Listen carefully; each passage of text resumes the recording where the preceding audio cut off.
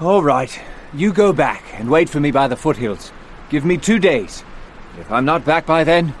Rupert, you don't have to do this. We could always go back and tell the court that we couldn't find a dragon. No one would know. I'd know. All right. Good luck, sire. Thank you. You'll be careful now. I'd hate to have to break in another rider. Rupert stood a moment, listening to the slowly departing hoofbeats. The unicorn would be safe enough in the foothills. If Scree hadn't blocked the trail, he would have found some other excuse to send the unicorn back. What remained of the quest was Rupert's responsibility, and his alone. There was no need for both of them to risk their lives. Rupert shook himself briskly and studied the vast patch of scree before him. It looked treacherous. 40 feet of it, but barely 10 feet in width. One wrong move, and the shifting stones would carry him clean over the edge. Rupert glanced briefly at the drop and swallowed dryly. It was a long way down. If he were to slip, he'd reach the foothills long before the unicorn did. He grinned sourly and stepped lightly onto the scree. The packed stones shifted uneasily under his weight, and Rupert held his breath as he waited for them to settle. Slowly, step by step, foot by foot, he moved up the scree, taking his time and testing each part of the scree cautiously before committing his weight to it. Despite all his efforts, the sliding stones carried him closer and closer to the edge, and Rupert knew he wasn't going to make it.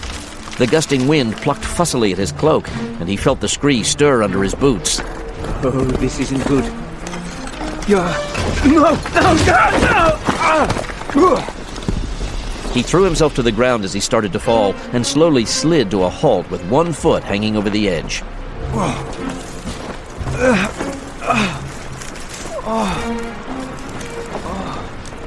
Barely 5 feet more of scree stood between him and solid rock, but it might as well have been 5 miles.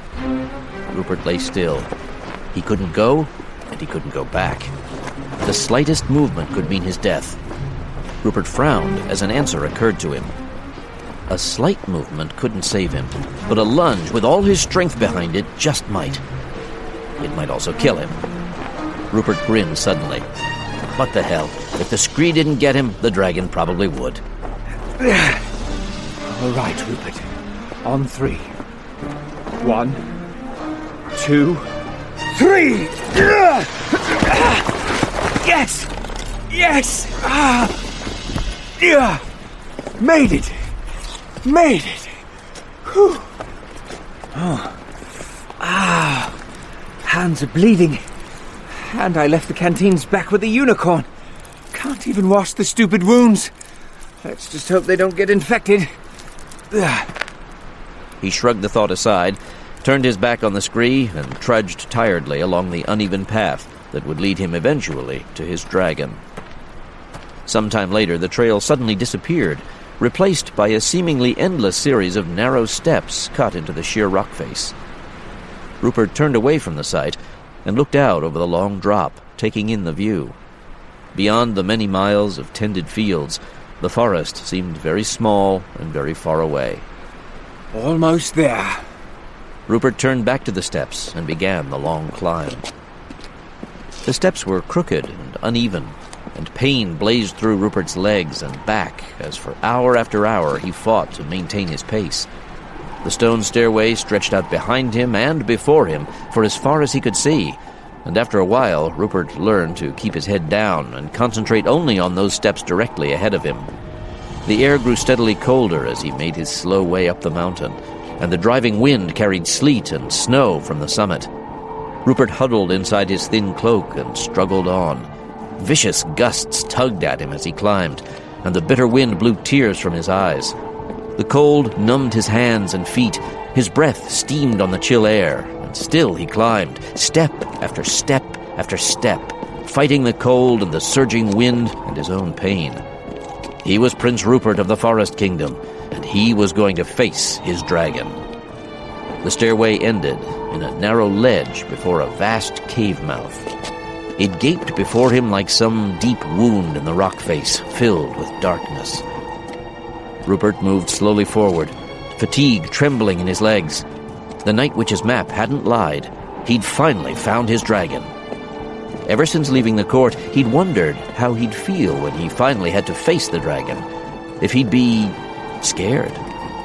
But now the time had come, and he didn't feel much of anything, if truth be told. He'd given his word, and he was here. He didn't believe he could beat the dragon, but then he never had. Deep down, he'd always known he was going to his death. Rupert shrugged. The court expected him to die. Maybe he'd live anyway, just to spite them. He tried not to think about the long drop behind him, and concentrated instead on the correct form of the challenge. All in all, he'd never felt less heroic in his life. Well, here goes.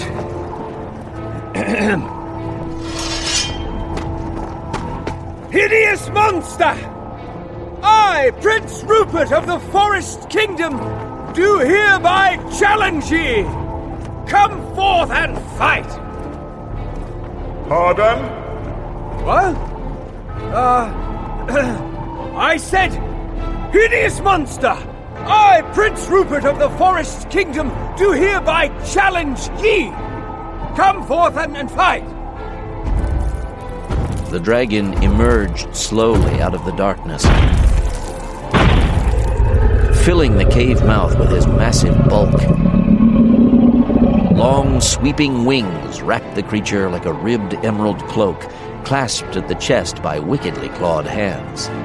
A good 30 feet from snout to tail, light slithered carelessly along his shimmering green scales as the dragon towered over the prince, studying him with glowing golden eyes. Rupert shifted his sword, and the dragon smiled widely, revealing dozens of very sharp teeth. Well, hello. A nice day, isn't it? You're not supposed to say anything. You're supposed to roar horribly, claw the ground, and then charge me breathing fire. Why? Well, it's tradition, I suppose. That's the way it's always been. Not with me. Why do you want to kill me? It's a long story. Really? Oh, I hoped it might be.